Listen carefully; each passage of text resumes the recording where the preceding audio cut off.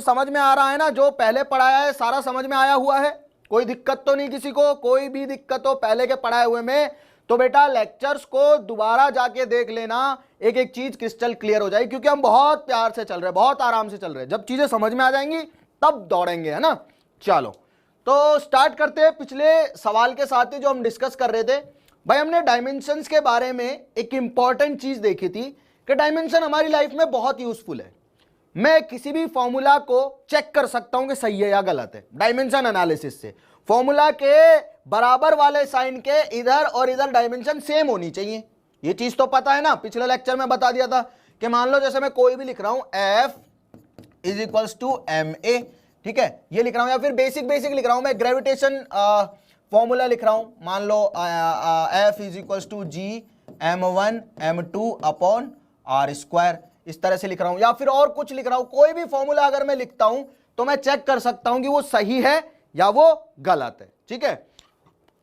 मैं आप लोगों को कमेंट्स देख नहीं पा रहा हूं, आई होप आप लोग बिल्कुल एकदम सही फ्लुएंसी में कमेंट किए जा रहे हैं, आप लोगों को समझ में आ रही हैं चीजें, ठीक है। तो भैया ये बात हमें समझ में आ चुकी है, राइट। अब अगर कोई डाउट नहीं है तो अब हम बढ़ते हैं आगे।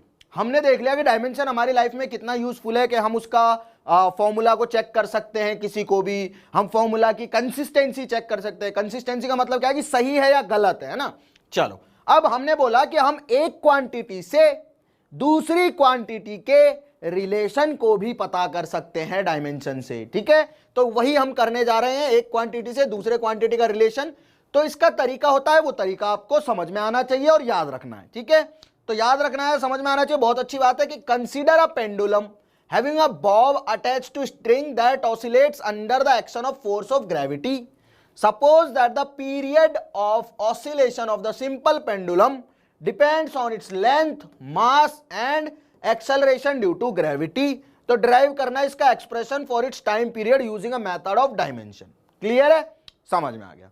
मतलब मैंने आपको बताया पेंडुलम क्या होता है, ऐसी एक रस्सी होती है, उसके यहाँ पे एक पत्थर बंधा होता है, उसको ऐसे करके ऐसे छोड़ देते ना, तो ऐसे ऐसे चक्कर काटता रहता है। तो एक चक्कर का पूरा टाइम जो होता है उसे टाइम पीरियड बोलते हैं। मतलब यहां से छोड़ा है ना, तो यहां से जाके वापस यहीं पे आने में जितना टाइम लगेगा उसे बोलते हैं एक चक्कर, ठीक है। एक पोजीशन से मैं चलता हूं, मैं ऐसे घूम घूम के वापस उसी पोजीशन पे आ जाता हूं, तो मैंने एक चक्कर काट लिया। तो जिस पोजीशन से चलता है उसी पोजीशन पे आ जाएगा, तो एक चक्कर हो गया। इस चक्कर में लगे समय को हम बोलते हैं टाइम पीरियड। क्लियर है? क्या बोलते हैं? Time period. तो भाई मुझे यहां तक तो समझ में आ चुकी थी कहानी, ये सब पिछली क्लास में सब डिस्कस कर लिया था। तो मुझे बोला गया कि टाइम पीरियड है ना जो बॉब का, वो डिपेंड करता है मतलब प्रोपोर्शनल है किसके? लेंथ के, मास के और एक्सेलरेशन ड्यू टू ग्रेविटी के। तो मैंने क्या किया, मैंने काम कर लिया। मुझे ये तो पता है कि इन पे डिपेंड कर रहा है, लेकिन मुझे एक्चुअल में ये नहीं पता कि डिपेंड कैसे कर रहा है। हो सकता है कि टाइम पीरियड इसके स्क्वायर के डिपेंड कर रहा हो, मास के पावर 3 पे डिपेंड कर रहा हो और जी की पावर 5 पे डिपेंड कर रहा हो ना। तो मुझे क्या है, पता नहीं है स्पेसिफिकली कि किस क्वांटिटी की कितनी पावर पे डिपेंड कर रहा है। तो मैं मान लेता हूं कि भाई एल की पावर ए पे डिपेंड कर रहा है, एम की पावर बी पे डिपेंड कर रहा है और जी की पावर सी पे डिपेंड कर रहा है। ऐसा समझ लिया हमने। चलो अब आगे चलते हैं। आगे चलेंगे तो बेटा होगा क्या, ये है टाइम, ठीक है। क्या है ये? टाइम। और टाइम है इधर, और ये प्रोपोर्शनल का साइन है, मतलब इसे बराबर लगा दूंगा मैं, इसको बराबर का साइन कर दूंगा तो एक कांस्टेंट आ जाएगा, ठीक है। या फिर आपको ये भी नहीं करना है तो ये भी ना करो, आप डायरेक्ट ही डायमेंशंस को कंपेयर भी कर सकते हो। देखो क्या होगा, इस तरह से मैंने लिख दिया कि जब भी हम प्रोपोर्शनल का साइन हटाते हैं तो एक कांस्टेंट आ जाता है, वो के मान लो, सी मान लो, जो मानना है वो मानो, ठीक है। चलो तो आई होप यहां तक तो आपको क्लैरिटी है बिल्कुल। अब मुझे पता है कि बराबर के इधर भी टाइम है तो इधर भी टाइम होना चाहिए। ये तो कांस्टेंट है, इसकी तो कोई डायमेंशन होगी नहीं, ये तो कोई नंबर होगा मान लो, ठीक है। तो मतलब एल की पावर ए, एम की पावर बी, जी की पावर सी का जो मैं एनालिसिस करूंगा तो मेरे पास में टोटल डायमेंशन जो है वो टाइम के बराबर आनी चाहिए, ठीक है। तो इधर की डायमेंशन इधर की डायमेंशन के बराबर होनी चाहिए। क्लियर है? चलो तो भैया होगा क्या, इधर की डायमेंशन होगी T1, टाइम की डायमेंशन क्या होती है? T1, ठीक है। के एल लेंथ की डायमेंशन क्या होती है? L1, तो L1 की पावर लिख दी मैंने A। मास की डायमेंशन क्या होती है? M1, तो मैंने M1 की पावर लिख दी B, ठीक है। और जी, जी क्या है, एक्सेलरेशन ड्यू टू ग्रेविटी, यानी कि एक्सेलरेशन है। एक्सेलरेशन की डायमेंशन क्या होती है, L1t-2। ये चीज आपको अब पता होनी चाहिए, L1t-2। ये चीजें बेटा अच्छे से पता होनी चाहिए कि किसकी डायमेंशन क्या होती है। अब आपको अच्छे से आना चाहिए, आपको कुछ डायमेंशन याद होनी चाहिए, mass, velocity, acceleration, force, work, energy, power, torque, ये सारी चीजें आपको पता होनी चाहिए, ठीक है। तो भाई यहां तक कहानी आ गई। अब मुझे पता है कि इधर की जो डायमेंशन है वो इधर के बराबर होनी चाहिए, ठीक है। तो इधर देखता हूं मैं, इधर अगर देखता हूं तो लेंथ की डायमेंशन कितनी है, लेंथ की डायमेंशन है यहां पे, चलो इसे और सॉल्व कर लेते हैं। मुझे पता चला कि लेंथ की डायमेंशन आ गई कितनी, a, और यहां पे कितनी है c, तो a प्लस सी आ गई। यहां पे लेंथ की डायमेंशन, यहां पे लेंथ की पावर कितनी है, a है, यहां पे c है, तो a प्लस सी आ गई लेंथ की डायमेंशन, ठीक है। अब मैं क्या करता हूं, मास की डायमेंशन देखता हूं, मास एक में ही है तो मास की डायमेंशन हो जाएगी b। और फिर मैं देखता हूं टाइम, तो टाइम की डायमेंशन कितनी हो जाएगी, -2c, टाइम की पावर -2c हो जाएगी, ठीक है। यहां तक क्लियर है, बिल्कुल बेसिक चीजें चल रही हैं, चलो सिंपल मैथ्स चल रहा है बिल्कुल, ठीक है। अब आगे चलते हैं, आगे हम चलेंगे तो भैया टाइम यहां पे चल ही रहा है अपने साथ साथ, टाइम तो इधर चल रहा है, हमने बस इसको मैथमेटिक्स से सिंप्लीफाई किया है। भैया पावर थी, मैंने इनकी डायमेंशन लिखी, डायमेंशन से पावर को मल्टीप्लाई, ऊपर देखो इसकी पावर L1 की पावर a है ना, तो L की पावर a है यहाँ पे, और यहाँ पे L की पावर c है, L की पावर a और L की पावर c क्या हो जाएंगे, L की power a plus c, power तो मल्टीप्लाई करना आता ना, चलो बहुत बढ़िया, बहुत ही बढ़िया, ठीक है। अब आगे आगे चलेंगे तो m की पावर आ गई b और t की पावर आ गई -2c। अब मुझे लेफ्ट और राइट की डायमेंशन को क्या करना है, कंपेयर करना है। कैसे, देखो इधर क्या है, इधर मुझे दिया हुआ है लेंथ की डायमेंशन है a प्लस सी, और इधर लेंथ है ही नहीं, तो a प्लस सी की वैल्यू क्या होगी, 0, पहली इक्वेशन बन गई, ठीक है। मुझे इधर दिया हुआ है लेंथ, लेंथ की डायमेंशन क्या है, a प्लस सी, और इधर लेंथ कोई है ही नहीं, तो लेंथ की डायमेंशन a प्लस सी है, इसका मतलब a प्लस सी 0 होना चाहिए, क्योंकि इधर तो a प्लस सी है ही नहीं, सॉरी इधर तो लेंथ है ही नहीं। उसके बाद मास देखता हूं, मास अगर देखूंगा तो मास की पावर है b, और इधर मास की पावर क्या है, 0, मास है ही नहीं इधर, मास की पावर 0, तो b की वैल्यू भी 0 होनी चाहिए, तो b की वैल्यू भी 0 रहेगी, ठीक है। उसके बाद भाई मुझे दिया हुआ है t की पावर है -2c, और इधर दे रखी है t की पावर 1, तो उधर जितनी है t की पावर उधर इतनी भी होनी चाहिए, तो -2c बराबर आ जाएगा 1, ठीक है। एबीसी की वैल्यू निकालो, क्या आएगी एबीसी की, बेसिक मैथमेटिक्स अगेन सिंपल। देखो यहां से a बराबर आ गया -c, b की वैल्यू 0 ही है, और c की वैल्यू आ गई -1/2। अगर c की वैल्यू -1/2 है तो a की वैल्यू कितनी हो जाएगी, +1/2, ठीक है, समझ में आ गया। तो a की वैल्यू आ गई 1/2, c की वैल्यू -1/2, और b की वैल्यू आ गई 0। तो अब अपने फॉर्मूला में पुट कर दो, जो हमने फॉर्मूला बनाया था ना ये टाइम पीरियड का, ये इसमें a b c की डायमेंशन पुट कर दो। तो जैसे आप पुट करोगे ना, तो a की वैल्यू क्या आई, 1/2, तो a की वैल्यू मैं रख दूंगा 1/2, b की वैल्यू क्या आई 0, तो b की वैल्यू रख दूंगा 0। उसके बाद c की वैल्यू क्या आई, c की वैल्यू है -1/2, तो रख दूंगा -1/2, ठीक है। तो बेटा अपने पास फॉर्मूला क्या बन जाएगा, t इज इक्वल्स टू, चलो थोड़ा नीचे लिख देता हूं, फॉर्मूला जो आएगा वो आ जाएगा t is equals to k, l की पावर a थी ना, तो l की पावर a का मतलब क्या है, 1/2। उसके बाद क्या आ जाएगा, b की मास की पावर थी b की वैल्यू थी 0, और ग्रेविटेशनल एक्सेलरेशन की पावर थी c की वैल्यू थी -1/2। तो इसकी पावर 0 तो 1 हो जाएगा, किसी भी क्वांटिटी की पावर अगर 0 होती है तो क्या हो जाता है, 1 हो जाता है। तो ये बन जाएगा k l की पावर 1/2 इंटू जी की पावर -1/2। अब देखो क्या होगा, इस -1/2 को नीचे ले जाऊंगा तो क्या हो जाएगा, l की पावर 1/2 रहेगा ऊपर, ये -1/2 नीचे जाएगा तो क्या हो जाएगा, +1/2, तो ये हो जाएगा जी की पावर 1/2। अब किसी भी क्वांटिटी की पावर 1/2 होती है तो इसका मतलब क्या होता है कि अंडर रूट, पावर 1/2 का मतलब क्या है, रूट, अंडर रूट है ना, स्क्वायर रूट बोलते हैं जिसे हम। तो भैया ये हो जाएगा k times under root L/G। तो ये आ गया अपने पास में टाइम पीरियड का फॉर्मूला। समझ में आया, आई होप आप लोगों को समझ में आया है। समझ में आया है तो प्लीज लाइक करें, इस सेशन को शेयर कर दे फटाफट से, और नहीं आया है तो मुझे बताओ, मिलते हैं फिर दोबारा इसी पर्टिकुलर चीज के साथ में। आई होप आप लोगों को ये समझ में आया है कैसे मैंने ये फॉर्मूला ड्राइव किया है। एक्चुअल में आके टी की वैल्यू क्या होती है, 2π होती है, वो हम आगे पढ़ लेंगे। यहां पे कांस्टेंट की वैल्यू डिफाइन नहीं होती, हमने खुद ने आर्बिटरी माना है, ठीक है, बट हमें क्या करना था, हमें बस एल और जी और एम में फॉर्मूला डिराइव करना था। एम की पावर जी आ गई थी, लेकिन एम पे डिपेंड नहीं कर रहा है, मुझे पता चल गया। तो भैया टी की वैल्यू आ गया अपने पास में अंडर रूट एल अपॉन जी। ठीक है, समझ में आ गया, बिल्कुल बेसिक है, कोई बहुत ज्यादा डिफिकल्ट चीज नहीं है। बेटा जो बोल रहे कि दोबारा कर दो, प्लीज पिछला वाला देख के करके आओ यार। चलो फिर से बता देता हूं, देखो काफी सारे बच्चों ने बोल दिया है तो फिर से बता देता हूं। देखो, मुझे कोई भी फिजिकल क्वांटिटी दी होगी, ठीक है, मुझे कोई भी फिजिकल क्वांटिटी दी होगी, तो मैं क्या करूंगा, मुझे बोला जाएगा कि वो किसी डिफरेंट फिजिकल क्वांटिटी पे डिपेंडेंट है। जैसे टाइम का दिया होता लेंथ, मास और ग्रेविटेशनल एक्सेलरेशन पे डिपेंडेंट है। ठीक है, तो मैंने क्या कर दिया, ठीक है भाई, बना दिया मास, लेंथ और ग्रेविटेशनल एक्सेलरेशन पे डिपेंडेंट है अपना टाइम पीरियड। अब मुझे ये नहीं पता कि कितनी पावर पे डिपेंडेंट है, ये तो पता है कि इन तीनों पे डिपेंड करता है, लेकिन मुझे ये नहीं पता कि कितनी पावर पे डिपेंडेंट है। तो मैंने मान लिया एल की पावर ए पे, एम की पावर बी पे और जी की पावर सी पे डिपेंडेंट है। ये ए बी सी आ गए तो फॉर्मूला ही लिख दूंगा मैं पूरा का पूरा। ठीक है, चलो आगे चलते हैं भाई। अब मैंने क्या किया, मैंने इस साइन को हटाया, कांस्टेंट लगा दिया के, और कांस्टेंट की कोई डायमेंशन नहीं होती। फिर मैंने टी को एज इट इज लिखा, एल की पावर ए, एम की पावर बी, जी की power C as it is लिख दिया। अगले स्टेप में क्या किया, मैंने इनकी डायमेंशंस लिख दी, क्योंकि यार बराबर के इधर अगर टाइम है तो इधर सारी क्वांटिटीज की डायमेंशन मिलके टाइम के बराबर होनी चाहिए। ठीक है, मिलके बराबर होनी चाहिए। चलो अच्छी बात है। के बेटा एक कांस्टेंट है जिसकी कोई डायमेंशन नहीं होती, प्रोपोर्शनलिटी साइन को हटाते ना तो बराबर आता है और बराबर के साथ में कांस्टेंट आता है। ठीक है, चलो जी, तो मैंने टी की पावर 1 लिख दी यहां पे, क्योंकि इधर की डायमेंशन इधर की डायमेंशन के बराबर होनी चाहिए।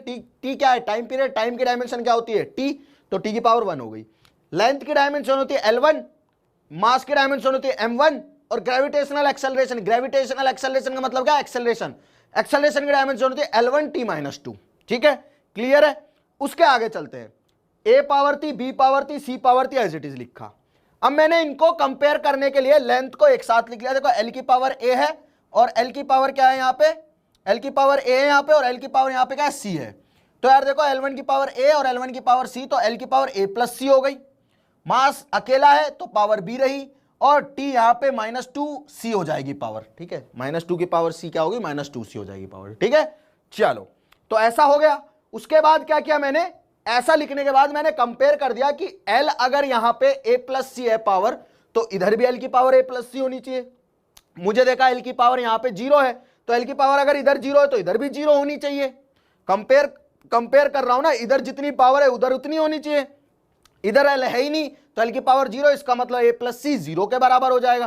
क्लियर है। उसके बाद मैंने क्या किया, इधर मास है लेकिन इधर मास नहीं है, तो मुझे पता चल गया कि b भी 0 के बराबर हो जाएगा। और उधर क्या है, टाइम की पावर -2c है, इधर टाइम की पावर 1 है, तो मैंने -2c को 1 के बराबर कर दिया। 3 इक्वेशन थी, 3 वेरिएबल थे, तीनों की वैल्यू मेरे पास आ गई, और जैसे ही वैल्यू आई मैंने पुट कर दी। a की वैल्यू आई 1/2 और c की वैल्यू आई -1/2। जैसे ही 1/2 -1/2 को पुट किया, अपने पास में फॉर्मूला बन गया √L/g। ठीक है, तो मैं बोल सकता हूं कि टाइम पीरियड जो है, अब इस k को आप हटा सकते हो। जैसे आपने प्रोपोर्शन साइन लगाया था और k लगाया था ना, अब k को हटा के वापस से प्रोपोर्शन साइन लगा दो, तो t प्रोपोर्शनल टू √L/g ये बोल सकते हो आप। ठीक है, and this is my answer. आया, चमका चमका भाई, बताओ फटाफट, समझ में आ रहा है तो बताओ। a प्लस सी कहां से ले लिया, चलो देखो बताता हूं a प्लस सी कहां से ले लिया। देख L जो है ना, L इस L की पावर यहां पे a और L की पावर यहां पे c, तो L की पावर a और L की पावर c क्या है, मल्टीप्लिकेशन में है। L की पावर a और L की पावर c मल्टीप्लिकेशन में है, तो इसे लिख सकता हूं L की power a plus C. Basic mathematics से आ रही है तो समझ गए। तो L की पावर a, L की पावर c, तो L की पावर a प्लस सी लिख सकता हूं, तो लिख दिया मैंने L की पावर a प्लस सी। और इधर क्योंकि L है ही नहीं तो a प्लस सी को 0 के बराबर लिख दिया। आपको बस तरीका याद रखना है, सिर्फ और सिर्फ याद रखना है, बेसिक तरीका है बिल्कुल एकदम। चलो ये आ गया तो अपनी कहानी खत्म होती है। अब आ जाते हैं हम एरर्स पे। ठीक है, किस पे आ जाते हैं, एरर्स पे। हाँ मजा आ रहा है बेटे, मजा और आएगा भी, है ना, क्योंकि एरर क्या है, एरर हमारी लाइफ का बेसिक पार्ट है। एरर मतलब गलती, और गलती हम सब करते हैं, मैं भी करता हूं, आप भी करते हो, सब गलती करते हैं। तो हमें बहुत जरूरी हो जाता है अपनी गलतियों का क्या करना, आकलन करना, या फिर गलतियों को विजुलाइज करना, या फिर उसके बारे में सोचना समझना और उन्हें आगे जाके सही करना। हम हमेशा ये चाहते हैं कि बेटा गलती ना हो, और गलती हो जाती है, लेकिन हम हमेशा ये भी चाहते हैं गलती कम से कम हो, है ना। गलती ना हो ये तो इम्पॉसिबल है कि कोई आदमी है उससे गलती ना हो कभी भी, ये तो इम्पॉसिबल है। लेकिन ये जरूर होता है कि अगर गलती हो जाए तो कम से कम मात्रा में गलती हो, यानी कि हर आदमी चाहता है ये सबसे कम गलती करूं मैं, ठीक है। चलो अब आगे चलते हैं। अगर ऐसी बात है तो हमें पढ़ना है अपनी गलतियों को। क्या पढ़ना है हमें? एरर्स को पढ़ना है। और उससे पहले मैं आपको बताऊंगा छोटी छोटी चीजें, एक्यूरेसी और प्रिसीजन, ठीक है। एक्यूरेसी एंड प्रिसीजन क्या होता है ये मैं आपको पहले बताऊंगा, उसके बाद हम गलतियों पे आएंगे कि भैया हमारी गलतियां क्या होती हैं। हम क्या कर रहे हैं, हम देखो मेजर कर रहे हैं चीजों को। हम चैप्टर पढ़ रहे हैं मेजरमेंट, ठीक है। हम चैप्टर पढ़ रहे हैं यूनिट एंड डायमेंशंस। तो यार मेजरमेंट क्या होता है? मेजरमेंट का मतलब होता है किसी भी क्वांटिटी को मेजर करना, किसी भी क्वांटिटी को नापना, ठीक है। अगर मैं लेंथ मेजर कर रहा हूं, अगर मैं लेंथ मेजर कर रहा हूं तो मैं इंच टेप से करूंगा। मान लो मैं अपनी लेंथ मेजर कर रहा हूं इंच टेप से, तो जरूरी थोड़ी कि मैं अपनी लेंथ को हमेशा करेक्ट मेजर करूं। हर बार मेरी लेंथ एक आधा इंच, 1 इंच, छोटा मोटा पौना इंच ऊपर नीचे आएगी, मतलब वो मेरी खुद की गलती से हो रहा है। ये रैंडम एरर्स होती है, मतलब मैं कुछ भी गलती करूंगा तो वो मुझे रिफ्लेक्ट होगी, नजर आएगी, ठीक है। अगर मैं मान लो टाइम मेजर करता हूं, आप मुझसे पूछोगे टाइम क्या हुआ है, तो मैं बोलूंगा बेटे 5:19 और 12 सेकंड हो गए। लेकिन जब तक आपने सुना तब तक तो 5:19 और 20 सेकंड हो चुके हैं। तो इसका मतलब क्या है, मैंने जो टाइम बताया वो गलत है, क्योंकि मेरे टाइम देखने में मेरे ब्रेन को टाइम लगा, सिग्नल एब्जॉर्ब, मैंने आंखों ने देखा टाइम को क्या देखा, आंखों ने देखा, आंखों ने ब्रेन को सिग्नल दिया कि भाई 5:19 12 सेकंड हो गए। तो ब्रेन ने टंग को सिग्नल दिया कि बोल भाई कि 5:19 और 12 सेकंड हो गए, तब मैंने बोला है। तो एक्चुअल में उस टाइम पे टाइम ज्यादा हो चुका था। तो इसी तरह की गलतियां हम डेली लाइफ में करते रहते हैं। अगर हम डेली लाइफ में ऐसी गलती करते रहेंगे तो भैया पढ़ना जरूरी हो जाता है कि हम कहां कहां और कितनी कितनी गलती करते हैं, मेजर करते टाइम किसी भी क्वांटिटी को, ठीक है। चलो आई होप आप लोगों को समझ में आ रहा है। अगर समझ में आ रहा है तो मुझे बताओ, आगे चलते हैं भाई। मुझे पढ़ाना है एक्यूरेसी एंड प्रिसीजन, ठीक है। ये क्या होते हैं? ये बहुत इंपॉर्टेंट चीजें हैं समझने के लिए। तो समझने की अगर मैं बात करूं तो इसे बेसिक चीज से ऐसे समझो, आप एक डायग्राम बना के दिखाता हूं, है ना, उस डायग्राम से आप समझ जाओगे। बचपन में आपने गेम खेला होगा या फिर नहीं खेला होगा, है ना, या फिर मान लो कि चलो ठीक है कोई दिक्कत नहीं, अगर नहीं भी खेला है तो डरने की बात नहीं है। इस तरह का आपने इस तरह का एक छोटा सा अपने पास में स्पेस होता है, फिर एक और छोटा सा इस तरह का स्पेस होता है, ठीक है, फिर एक और छोटा सा इस तरह का स्पेस होता है। आपने ओलंपिक्स के गेम देखे? ओलंपिक्स के गेम देखे होंगे ना। ओलंपिक्स गेम में क्या होता है, देखो मैं बताता हूँ आप लोगों को। ओलंपिक्स के गेम में ऐसा होता है, चलो यार ये तो सही नहीं बना है तो इसे हाथ से बनाना पड़ेगा।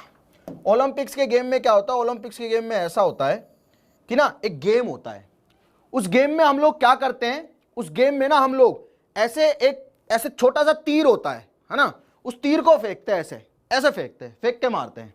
अब वो जितना इस गोले के पास लगता है ना उतने ज्यादा पॉइंट मिलते हैं अपने तीरंदाज को।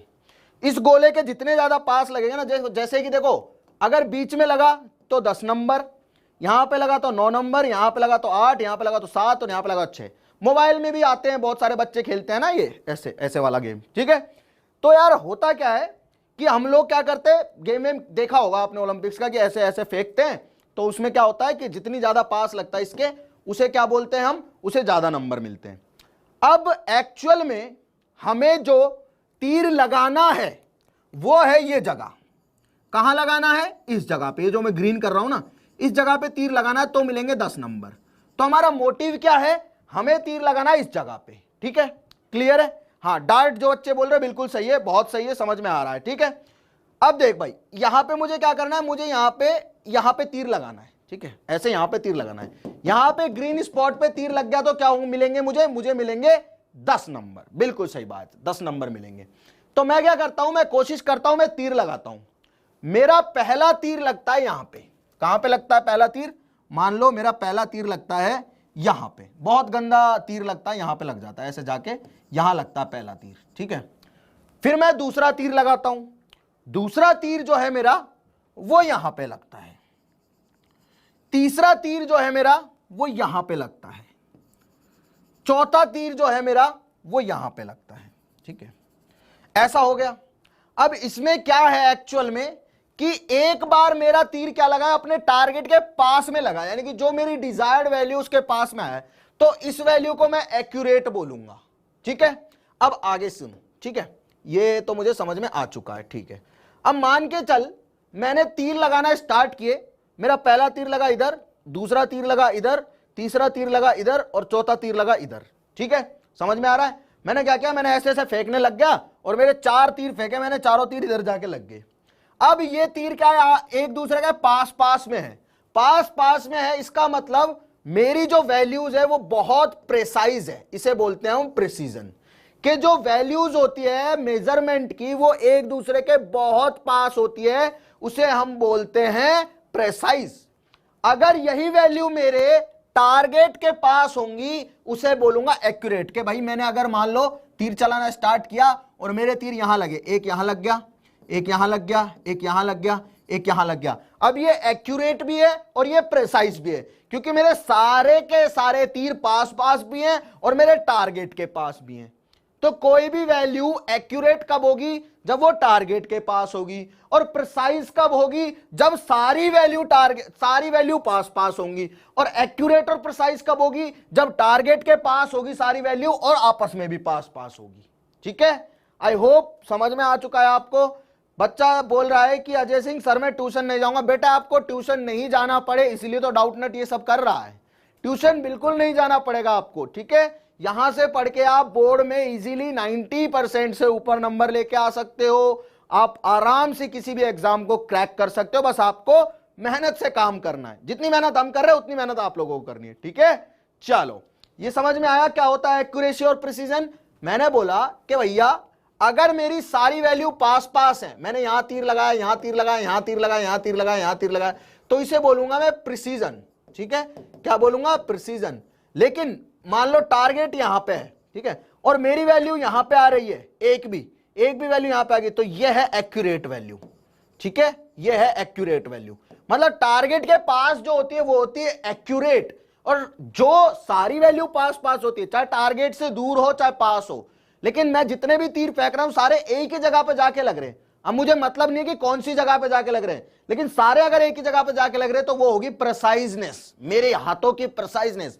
लेकिन वहीं पे अगर मेरे तीर किस पे जाके लग रहे हैं, टारगेट पे जाके लग रहे हैं, तो वो एक्यूरेट है। एक तीर फेंका वो टारगेट पे जाके लगा, एक्यूरेट है। दूसरा फेंका वो भी टारगेट के पास गया, तो ये भी एक्यूरेट है। तीसरा फेंका एक्यूरेट है, चौथा फेंका एक्यूरेट है। अब सारी वैल्यू पास पास हो गई, एक्यूरेट तो है ही लेकिन प्रिसाइज भी है।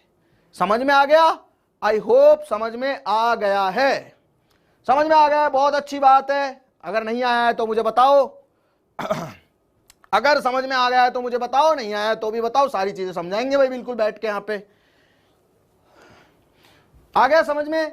अब समझ में आया कि भाई हमें क्या करना है, हमें हर वैल्यू को एक्यूरेट भी रखना है और प्रिसाइज भी रखना है। हमें क्या करनी है, हमें एक्सपेरिमेंटल रीडिंग्स लेनी है, हमें चीजें मेजर करनी है, हमें मास मेजर करना है, हमें टाइम मेजर करना है, हमें बहुत सारी चीजें मेजर करनी है। तो हम क्या करेंगे, पहली कोशिश तो करेंगे कि सारी वैल्यू उसकी ट्रू वैल्यू के पास आए, मतलब एग्जैक्ट वैल्यू जो है, जैसे मास मेजर कर रहा हूं तो मैं कोशिश करूंगा कि मेरी जो वैल्यू आएगी पहली वो उसके ट्रू वेट के पास है, मतलब उसका एक्चुअल में जो मास है उसके पास मेरी वैल्यू आनी चाहिए, तो वो हो गया एक्यूरेट। अब मैं कोशिश करूंगा कि सारी की सारी वैल्यू ही मेरी क्या हो, एक्यूरेट। सारी वैल्यू एक्यूरेट हो गई तो एक्यूरेट तो है ही, लेकिन सारी वैल्यू एक्यूरेट हो गई तो प्रिसाइज भी है, तो मेरी रीडिंग एक्यूरेट प्लस प्रिसाइज हो जाएगी। ठीक है, समझ में आ गया? आई होप आप लोगों को समझ में आ चुका है। समझ में आ गया है तो चलते हैं आगे। बिल्कुल नो डाउट, बहुत अच्छी बात है। अगर टारगेट के पास वैल्यू है, टारगेट के पास वैल्यू तो एक्यूरेट है, और सारी वैल्यू पास पास है तो प्रिसाइज है। अब वो चाहे टारगेट के पास हो चाहे नहीं हो, ठीक है, चाहे वैल्यू पास हो टारगेट के चाहे नहीं हो, बट पास पास होनी चाहिए तो बोलूंगा प्रिसाइज है, लेकिन टारगेट के पास होगी तो एक्यूरेट है, और टारगेट के पास भी हो और आपस में भी पास पास हो तो प्रिसाइज भी है, एक्यूरेट भी है, और यही हमें चाहिए। ठीक है, चलो आई होप आप लोगों को समझ में आ गया। आगे चलते हैं। ठीक है बेटा, मजा बहुत आएगा पढ़ने में। फिजिक्स सबसे ब्यूटीफुल सब्जेक्ट है साइंस का। हमें बोला जाता है, मतलब कि एक बहुत बहुत पुरानी कहावत है, हम जैसे अब मैं कोई पुरानी बुक पढ़ रहा हूं, है ना, बहुत पुरानी बुक पढ़ रहा हूं फिजिसिस्ट की किसी की, तो उसमें लिखा हुआ है कि physics is the king of science while mathematics is it's queen. मतलब फिजिक्स को किंग क्यों बोला गया है साइंस का? क्योंकि इसमें उतनी ब्यूटी है कि आप चीजों को समझ पाओ, आप दुनिया को समझ पाओगे, जो हम करते हैं ना डेली लाइफ में वो सारी चीजें आपको समझ में आएंगी। बट एक अच्छे टीचर का होना बहुत जरूरी है इस फील को दिलाने के लिए, ठीक है? तो आप बिल्कुल सही प्लेटफॉर्म पे हैं। आगे चलते हैं, पढ़ते हैं, चलो। अब एरर जो है उसके भी दो तरीके होते हैं, मतलब एरर के भी टाइप हो सकते हैं ना। गलती मैं कर रहा हूं, मैंने एक्यूरेसी प्रिसीजन सिखा दिया। एक्यूरेसी प्रिसीजन क्यों जरूरी है लाइफ में? क्योंकि हमें हर बार सही रीडिंग चाहिए, मैं हर बार सही मास तोलना चाहता हूं। मान लो आप दुकान पे गए, ठीक है, मान लो आप दुकान पे गए, आपने बोला भैया 1 किलो चीनी दे दो, भैया ने 1 किलो चीनी तोल दी। अब 1 किलो का बट्टा रखा हुआ है एक जगह पे, दूसरी जगह पे 1 किलो चीनी रखी हुई है। एक्यूरेसी प्रिसीजन क्यों जरूरी है ये बता रहा हूं, ठीक है? तो भैया ने कोशिश की कि जितना बट्टा है उतनी चीनी आ जाए, गांव की बात कर रहा हूं, जितना बट्टा है उतनी क्या आ जाए, चीनी आ जाए, ठीक है। तो भैया ने एक्यूरेट वैल्यू निकाल ली, जितने का बट्टा था 1 किलो का उतनी ही चीनी तोल दी, तो एक्यूरेट आई वैल्यू। एक्यूरेसी तो इसलिए जरूरी है, आप कम थोड़ी लेके आ जाओगे यार, आप बोलोगे भैया पैसे तो मैं पूरे दे रहा हूं, आप चीनी कम काहे को दे रहे हो मेरे को, चीनी भी बराबर दो, आप लड़ मरोगे उससे, पेल के आ जाओगे उसको, है ना? तो इसलिए आप क्या बोलोगे उसे, भैया चीनी बराबर चाहिए। तो एक्यूरेसी तो इसलिए जरूरी है कि एग्जैक्टली जितनी वैल्यू है उसके बराबर में ही मेरी वैल्यू होनी चाहिए, ठीक है? अब प्रेसिजन क्यों जरूरी है? मान लो 5 मिनट बाद भैया आपसे बोल दे, भैया ने कम चीनी तोल दिया आपको, 5 मिनट बाद भैया आपसे बोल दे अब तोल के देख, 5 मिनट बाद आप देखो कि यार आइला ये तो चीनी 1 किलो हो गई, अभी थोड़ी देर पहले तो 900 ग्राम थी, 100 ग्राम चीनी कैसे बढ़ गई? थोड़ी देर बाद भैया फिर बोले आपको कि अब दोबारा तोल के देख, तो भैया क्या होगा, आप तोलोगे दोबारा उसे, अब चीनी 1100 ग्राम हो गई, तो भैया उसमें 100 ग्राम और निकाल लेगा। तो मतलब हर बार जैसे भैया रीडिंग कर ले रहे हैं, जैसे भैया मेजर कर रहे हैं, वैसे वैसे चीनी का क्या होता जा रहा है, वेट बढ़ता जा रहा है।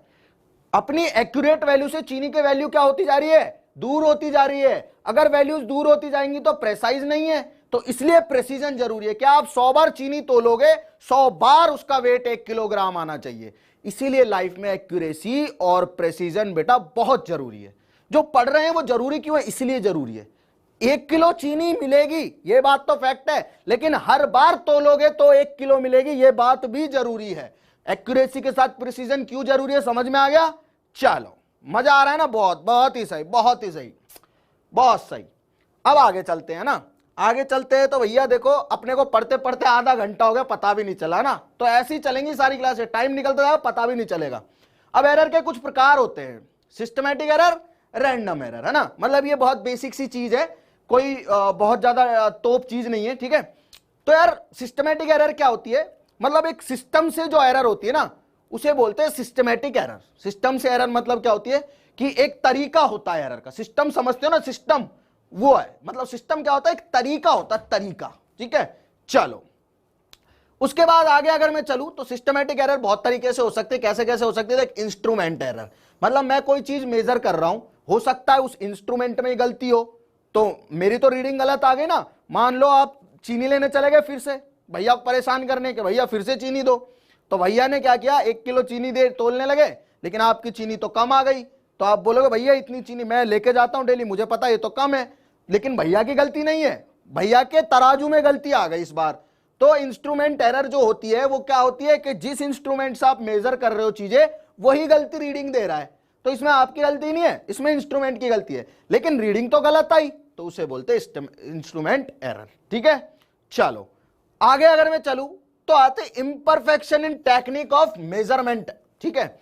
मतलब कि मुझे चीनी तोलनी नहीं आती, लेकिन मैं जबरदस्ती में चैंपियन बन रहा हूं, मैं कह रहा हूं ला मैं तोलूंगा चीनी, तो मैं तोलने चला गया चीनी, मैंने चीनी तोलने की कोशिश करी, मुझे तोलनी नहीं आती, मैं चीनी फैला रहा हूं इधर उधर ये वो, ठीक है? मैं पता नहीं चीनी में पानी डाल दिया तो वेट बढ़ जाएगा ना अपने आप इस तरह से।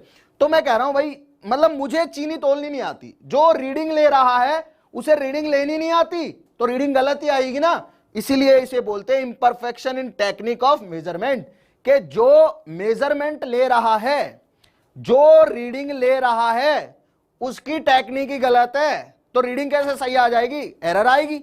ठीक है जी, ये भी बात समझ में आ गई। फिर होती है पर्सनल एरर। पर्सनल एरर क्या होती है, आदमी खुद से गलती करे, ठीक है, एक तो उसकी टेक्निक गलत हो, एक खुद से जान के वो गलती कर रहा है या फिर खुद से गलती हो रही है, ठीक है, तो वो हो गई अपनी पर्सनल एरर। और इसी तरह होती है रैंडम एरर, यानी कि इसका कोई पता नहीं होता, कभी भी कहीं से आ जाती है। जैसे मान लो गर्मी तेज पड़ रही तो बर्फ पिघल गई, अब आदमी बर्फ तोल रहा है, बर्फ तोलते तोलते गर्मी एकदम से ज्यादा हो गई, हीटर चल गया कमरे का तो बर्फ पिघल जाएगी, समझ रहे हो ना, इसी तरह से, ठीक है। तो ये हो गया अपने पास में रैंडम एरर। बिल्कुल बेसिक चीज है, इसको कोई ध्यान देने वाली बात नहीं है, ये कभी पूछा भी नहीं जाता, बस नाम पता होना चाहिए कि क्या क्या होता है क्या क्या नहीं होता है, ठीक है। चलो आगे चलते हैं। आगे अगर चलूं मैं तो एरर का अब हमें पढ़ना है कि एरर के टाइप कितने होते हैं, जो मैं फिजिक्स में पढ़ूंगा। क्या पढ़ना है मुझे, फिजिक्स में एरर कितने टाइप की होती है, जो मेरे सिलेबस में है, जिसको मुझे पढ़ना है, ठीक है। आ जाओ भाई, प्यार से समझते हैं। टाइप्स ऑफ एरर, ठीक है, टाइप्स ऑफ एरर बोल देता हूं, या मैं सिंपली ऐसे बोल देता हूं कि एरर्स जो है उसे कैसे कैसे मैं निकालूंगा। तो पहले तो देख, एरर के लिए तू एक डायग्राम याद रख, ठीक है। एरर जो होती है वो क्या है, वो ऐसा है कि भैया एरर्स जो है वो पहली तो होगी एब्सोल्यूट, जो मैं फिजिक्स में यूज करूंगा, एब्सोल्यूट एरर, ठीक है। दूसरी जो एरर होगी वो एरर होगी मेरे पास में मीन एरर, ठीक है। कौन सी एरर, मीन एरर, ये नाम याद रखना। तीसरी होगी मेरे पास में रिलेटिव एरर, ठीक है। ये नाम समझ अभी, तो उसके बाद मैं कहानी समझाता हूं पूरी क्या है। कहानी समझ गए, समझो खेल खत्म। उसके बाद आएगा परसेंटेज एरर, परसेंटेज एरर, ठीक है। अब देख समझ आ गए, ये जो एक लाइन लिखी है ना, इसमें एरर का पूरा खेल खत्म है। ये जो अपन ने एक लाइन लिखी है ना, इसमें एरर का अपना पूरा गेम ओवर है, ठीक है। समझ में आया यहां तक, ठीक है। आगे चलो, ठीक है। देख यार, एरर जो है वो होती क्या है, मैंने बता दिया कि गलती जो होती है मेजरमेंट में, उसे हम एरर बोल रहे हैं, ठीक है। अब एब्सोल्यूट से स्टार्ट करूंगा और तीनों को एक साथ डिराइव कर दूंगा। आपको कभी भी कहीं इधर उधर भटकने की जरूरत नहीं, ना कुछ याद करना है। एब्सोल्यूट से डिराइव करूंगा और तीनों को एक साथ डिराइव कर दूंगा। अब थोड़ा सा ध्यान देना बस, ठीक है, जो मैं करने जा रहा हूं। मान लो मैं लैब में चला गया, ठीक है। अब आप लैब में वेब में जाओगे, लैब में कौन सी लैब में, अब 11वीं 12वीं में लैब्स होती है फिजिक्स के ना, लैब में जाओगे। लैब में क्या होता है, लैब में ऐसा होता है कि भाई इंस्ट्रूमेंट रखे होते हैं और आपको रीडिंग लेनी होती है, ठीक है। तो आपने क्या किया, आपने रीडिंग ले ली। ऊपर की कहानी अभी ऊपर है, अभी आऊंगा ऊपर दोबारा से। आपने रीडिंग ले ली, मान लो कौन कौन सी, A1 पहली रीडिंग आई आपकी A1, दूसरी रीडिंग आई A2 और तीसरी reading I A3 and so on. आपने N रीडिंग ले ली, आखिरी रीडिंग आई आपकी AN, ठीक है। आपने क्या किया, आपने एक बेसिक काम किया, आपने भैया रीडिंग ले ली 5। मतलब मान लो मैं आपसे एक डंडे को नपवा रहा हूं, एक डंडा है, कोई नटखट बच्चा, उसकी सुताई करनी है मुझे। अब मैं बोल रहा हूं पहले इसे नाप कितना बड़ा है, तो उसे फिजिक्स आती नहीं, इसलिए सुताई हो रही है उसकी। तो वो क्या कर रहा है, नाप रहा है। उसने ले ली 5 रीडिंग, 1 2 3 4 5 या जितनी भी N रीडिंग ले ली मान लो, ठीक है। जितनी लेनी है वो समझो, ठीक है। मतलब जितनी भी ले रखी उतनी रीडिंग ले ली उसने, समझो, ठीक है। चलो, तो उसने इतनी रीडिंग ले ली, मतलब 3 मानो 4 मानो 5 मानो, N लिख दिया मैंने, मतलब कितनी भी रीडिंग वो ले सकता है, ठीक है जी। अब अगर उसने N रीडिंग ले ली है तो भैया ये तो उसकी ली हुई रीडिंग है और ये हर बार अलग अलग आ रही है। पहली बार आई A1, दूसरी बार आई A2, तीसरी बार आई A3 एंड आखिरी बार आई AN। मतलब इनको मैं नंबर से समझाना चाहूं तो मैं मान लेता हूं पहली बार रीडिंग आई 10 सेंटीमीटर, दूसरी बार आई 11 सेंटीमीटर, तीसरी बार आई फिर से 10 सेंटीमीटर, चौथी बार आई मान लो 11 सेंटीमीटर। मतलब वो नाप रहा है ना, तो कभी 10 आ रही है, कभी 11 आ रही है, कभी 10 आ रही है, कभी 11 आ रही है, हो जाती है भाई, ऐसे ही छोटा बड़ा होता रहता है हर बार, ठीक है। मैंने बोला आपको कि छोटी छोटी गलतियां होती रहती हैं। तो मतलब वो एरर, मैं डंडे को नपा रहा हूं, वो रीडिंग ले जा रहा है, इंच टेप से नाप रहा है, ऐसे सेंटीमीटर में उसने नाप दिया। मान लो छोटा सा डंडा है, सेंटीमीटर तो इतना सा होता है ना, तो चलो कुछ भी नपवा रहा हूं मैं, लाइन नपवा रहा हूं कोई, है ना, ऐसा मान लो सेंटीमीटर भी बड़ा होता है तो डंडा ही नपवा रहा हूं, ठीक है। चलो, तो हुआ क्या भाई, मैंने यहां पे रीडिंग्स ले ली। अब एक्चुअल में उस डंडे की लंबाई होगी कितनी, ये कैसे पता चलेगा, उसके लिए मुझे उसकी मीन वैल्यू निकालनी पड़ेगी, या मैं बोलूं ट्रू वैल्यू। अब ट्रू वैल्यू क्या होती है, ट्रू वैल्यू का मतलब होती है सच्ची वैल्यू। सच्ची वैल्यू और झूठी वैल्यू क्या है, देखो समझो, मुझे चाहिए उसकी ट्रू वैल्यू, यानी कि ए मीन। ए मीन जो होता है इसे बोलते हैं हम ट्रू वैल्यू। ट्रू वैल्यू यानी कि मैं बोलूंगा कि तूने जितनी रीडिंग ली है ना इन सबको जोड़ ले, तो वो जोड़ लेगा भाई A1 plus A2 plus A3 up to AN। ठीक है, जोड़ ली सारी रीडिंग, डिवाइड कर दे इसको, जितनी रीडिंग ली है n से डिवाइड कर दिया, n रीडिंग ली है तो n से डिवाइड कर दिया। समझ में आया? मतलब क्या किया, मैंने उसे बोला कि तूने जितनी रीडिंग ली है पहले सबको जोड़ ले, ठीक है, सारी रीडिंग 11 10 11 10 सबको जोड़ ले और फिर डिवाइड कर दे जितने नंबर ऑफ रीडिंग लिए। जैसे यहां पे 4 दिख रहा है ना, 1 2 3 4, तो 10 11 10 11 लिखूंगा, डिवाइड कर दूंगा 4 से। जितनी रीडिंग लिए उनको जोड़ पहले, तो डिवाइडेड बाय कितने नंबर ऑफ टाइम्स लिए उसको डिवाइड कर दे। ठीक है, क्लियर है? चलो अब आगे चलते हैं। ठीक है, आगे मैं चला, ये आगे अपने पास में ट्रू वैल्यू, क्या आ गई? True value. इसे मैं AM बोल रहा हूं। AM का मतलब क्या है? AM है जो मैंने रीडिंग ली है उनका मीन, यानी कि उनका एवरेज या उनका औसत। मैं बोलूंगा कि तू यार कभी 10 नाप रहा है, कभी 11 नाप रहा है, कभी 10 नाप रहा है, कभी 11 नाप रहा है, एक काम कर, सबको जोड़ दे और जितने नंबर ऑफ रीडिंग लिए उससे डिवाइड कर दे। ये एक्चुअल में वैल्यू आएगी जो होगी सही वैल्यू उस डंडे की। उस डंडे की सही लंबाई क्या होगी? सारी वैल्यू को जोड़ दे और जितनी बार तूने वैल्यू का मेजरमेंट किया है उससे डिवाइड कर दे, तेरे पास आ जाएगी ट्रू वैल्यू। ठीक है, आगे समझ में? चलो आगे अगर मैं चलूं तो भैया मुझे पता चल गया कि मीन वैल्यू आ गई, मतलब ट्रू वैल्यू आ गई, मतलब असली वैल्यू ये थी डंडे की।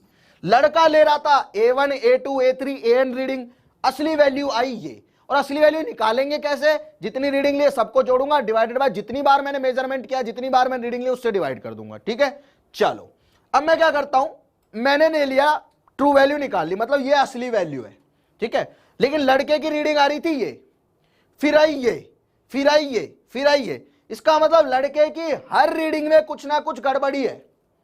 और गड़बड़ी कितनी है? गड़बड़ी है इसके और इसके डिफरेंस के बराबर। जैसे मान के चलो, अगर मैं बात करूं अपने केस में, तो लड़के की पहली रीडिंग आई 10, दूसरी रीडिंग आई 11, तीसरी रीडिंग आई 10, चौथी रीडिंग आई 11। इसे मैं डिवाइड करूंगा कितनी बार रीडिंग ली, 1 2 3 4 4 से, तो कितना आ गया अपने पास में आंसर? देखो यह आ गया 11 और 11 22 और 10 और 10 20, तो आ गया 42 डिवाइडेड बाय 4। ठीक है, ऐसा ही आएगा, तो आ जाएगा अपने पास में 10.5। ठीक है, 10.5 आएगा, यानी कि उस डंडे की असली लंबाई थी 10.5। ठीक है, लेकिन लड़के ने पहली में ली है 10, तो इसका मतलब उसने 0.5 की गड़बड़ी करी पहले में। दूसरे में लिए 11, यानी कि दूसरे में भी 0.5 की गड़बड़ी करी है, लेकिन ज्यादा लेके करी है। तीसरे में लिए फिर से 10, यानी कि 0.5 की नीचे गड़बड़ी करी है। और चौथे में लिए 11, यानी कि 0.5 की ऊपर गड़बड़ी करी है। असली वैल्यू तो ये थी डंडे की, इससे भैया उसने रीडिंग हमेशा गड़बड़ी में वाली ली है। रीडिंग हमेशा कौन सी ली है? गड़बड़ी वाली ली है। तो इसका मतलब जो ये गड़बड़ी कर रहा है ना वो 0.5 की हर बार, इसे ही बोलते हैं एब्सोल्यूट एरर। समझ में आया एब्सोल्यूट एरर? मैंने क्या किया, मैंने लड़के को बोला रीडिंग लेके आ, वो 4 रीडिंग ले आया। मैंने उसको बोला कि ये तो तेरी सारी अलग अलग रीडिंग आ रही हैं, असली रीडिंग पता है क्या है इसकी? इन सबको जितनी रीडिंग लेके आया उससे डिवाइड कर। तो उसने 4 रीडिंग लेके आया, 4 से डिवाइड कर दिया। ठीक है, तो असली रीडिंग आई ये। अब मैंने बोला देख तेरी हर रीडिंग गलत है, क्योंकि असली तो ये है, तेरी एक भी रीडिंग इससे मैच नहीं हो रही। इसका मतलब असली रीडिंग ये है, तेरी हर रीडिंग में गलती है। तो जो गलती इसकी हर रीडिंग में आ रही है ना, उसे बोलते हैं एब्सोल्यूट एरर। समझ में आ गया? समझ में आ गया? आई होप आप लोगों को समझ में आ चुका है। बिल्कुल सही बात है, समझ में आ रहा है ना, तो बहुत अच्छी बात है। मजा आ रहा है तो बताओ, क्योंकि अपना लेक्चर यार खत्म होने वाला है ना, 5-7 मिनट का और है, फिर बाकी कल पढ़ेंगे, मतलब नेक्स्ट लेक्चर में पढ़ेंगे। ठीक है, तो मैंने क्या किया, मैंने बोल दिया कि भाई हर रीडिंग में जो तेरी गलती है उसे बोल रहा हूं एब्सोल्यूट एरर। इसका मतलब अगर मैं बात करूं एब्सोल्यूट एरर की, किसकी बात करूं?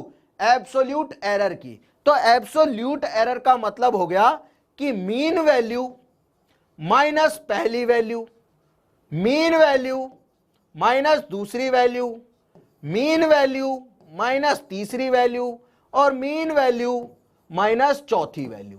ठीक है, ये अपने पास में आ गया। क्लियर है? ठीक है, समझ में आ गया? आई होप आप लोगों को समझ में आ चुका है।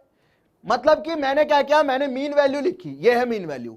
मीन वैल्यू में से पहली वैल्यू घटाई तो 0.5 की गड़बड़ी आई, तो वो आ गई पहली रीडिंग में एब्सोल्यूट एरर।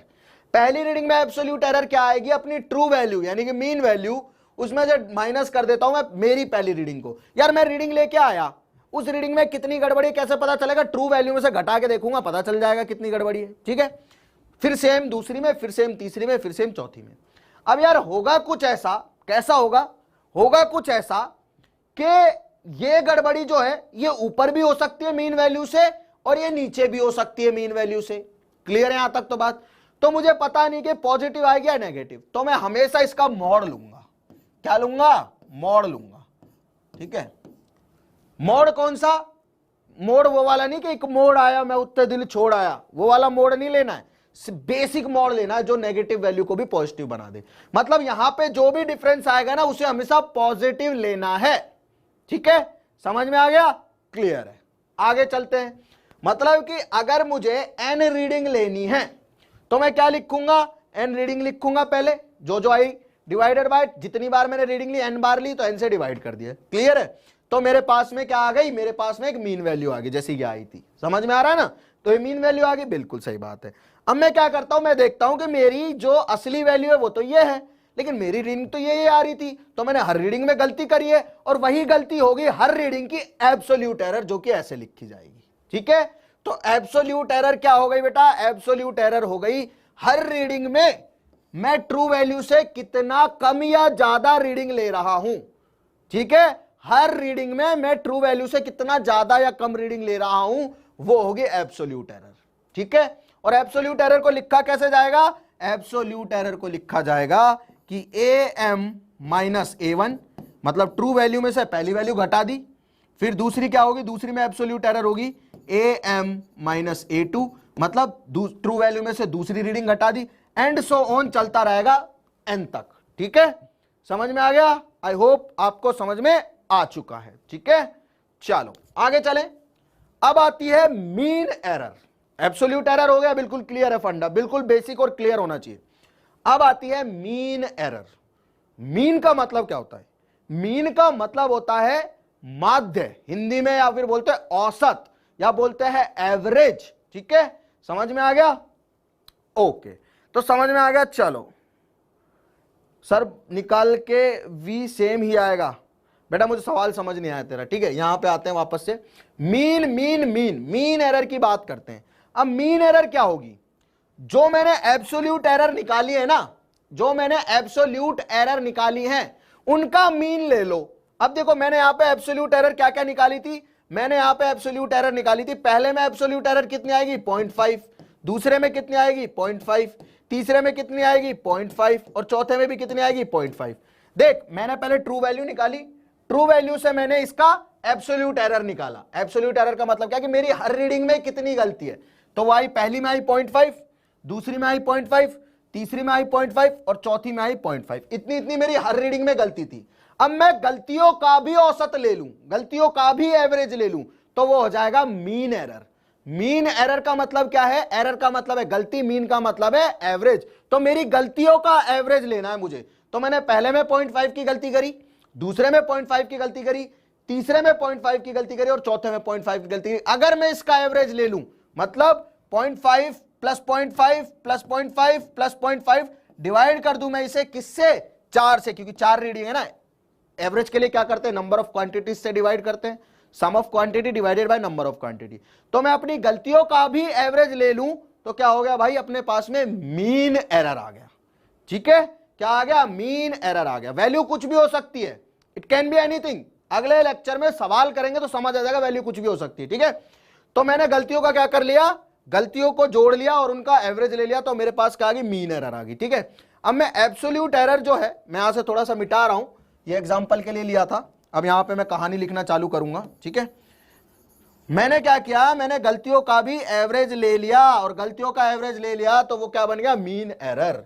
तो अब कहानी ऐसी बनती है कि मैंने जो रीडिंग्स ली थी, इसे हटा रहा हूं, मैंने जो रीडिंग्स ली थी वो क्या क्या ली थी और मैंने कैसे कैसे ली थी। ठीक है, समझ में आ गया? तो बहुत अच्छी बात है, नहीं आया हो तो मुझे बता सकते हो। ये सारा मैं हटा रहा हूं अभी के लिए, ठीक है, क्योंकि मुझे अभी फिर से लिखना है ये सब कुछ। ठीक है, मैंने क्या किया? मैंने रीडिंग्स ली थी। कौन कौन सी रीडिंग ली थी? A1, A2, A3, A4 and so on. ठीक है, इस तरह से रीडिंग ली थी मैंने, A1, A2, A3, A4, AN, इस तरह से रीडिंग ली थी। ठीक है, अगर मैंने इस तरह से रीडिंग ली थी और मैंने इसको डिवाइड कर दिया तो पहली रीडिंग आ गई थी मेरी, ट्रू वैल्यू आ गई थी एएम आ गई थी ना, तो मेरी पहली रीडिंग क्या थी A1, तो मेरी पहली रीडिंग में गलती आई थी A1 AM माइनस A1, ठीक है।